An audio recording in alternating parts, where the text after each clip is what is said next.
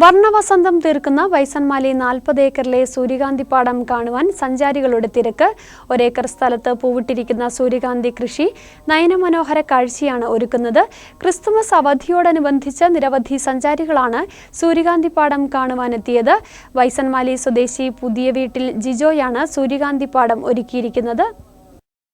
Christmas, new year അവധി ആഘോഷമാക്കുവാൻ നിരവധി സഞ്ചാരികളാണ് ഇടുക്കിയുടെ മല കയറിയെത്തുന്നത്. ജില്ലയുടെ മഞ്ഞും കുളിരും ആസ്വദിക്കുന്നതിനോടൊപ്പം വർണ്ണവസന്തം തീർക്കുന്ന ബൈസൺവാലിയിലെ സൂര്യകാന്തിപ്പാടവും സഞ്ചാരികളെ ആകർഷിക്കുകയാണ്. ക്രിസ്തുമസിനോടനുബന്ധിച്ച് ആയിരക്കണക്കിന് സഞ്ചാരികളാണ് സൂര്യകാന്തി പൂക്കൾ കാണുവാനായി എത്തിയത്. ചിത്രങ്ങളും സെൽഫിയും പകർത്തി ആഘോഷമാക്കുകയാണ് സഞ്ചാരികൾ.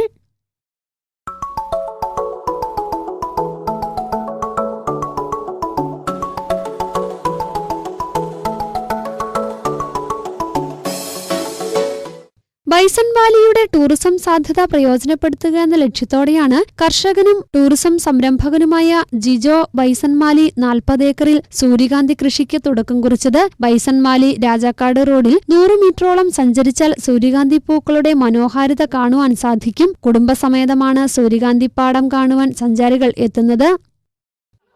ഇതിൻ്റെ ഒരു ആശയം നല്ലൊരു ആശയമാണ്. ഇത്തരം പൂക്കളെ കാണാനും ഇവിടെ വന്ന് ഫോട്ടോ എടുക്കാനും ഒക്കെ ആളുകൾക്ക് വളരെ സന്തോഷം, കൊച്ചുകുട്ടികൾക്കൊക്കെ വളരെ സന്തോഷകരമായ ഒരു കാര്യം തന്നെയാണ്. റേഞ്ച് പ്രദേശത്തെ കർഷകർക്ക് പരീക്ഷണാടിസ്ഥാനത്തിൽ നടത്താവുന്ന ഏറ്റവും നല്ല ഒരു പരിപാടിയാണ് ഈ സൂര്യകാന്തി കൃഷി എന്ന് പറയുന്നത്.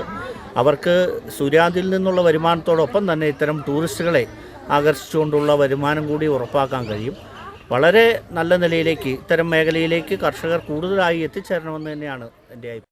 കഴിഞ്ഞ വർഷം മുട്ടുകാട് പാടശേഖരത്തിൽ 1/2 ഏക്കറിലധികം സ്ഥലം പാട്ടത്തിനെടുത്ത് ജിജോ സൂര്യകാന്തി കൃഷി ചെയ്തിരുന്നു. മൂന്നാറിനോട് ചേർന്ന് കിടക്കുന്ന ബൈസൺമാലി പഞ്ചായത്തിലെ മുട്ടുകാട്ടിലുള്ള സൂര്യകാന്തിപ്പാടം കാണാൻ ആയിരക്കണക്കിന് സഞ്ചാരികളാണ് കഴിഞ്ഞ വർഷം എത്തിയത്. ഇതേ തുടർന്നാണ് ഈ വർഷം 40 ഏക്കറിന് സമീപം സ്വന്തമായുള്ള 1 ഏക്കറോളം സ്ഥലത്ത് ജിജോ സൂര്യകാന്തി കൃഷി ചെയ്തത്. ന്യൂസ് ബ്യൂറോ, രാജകുമാരി.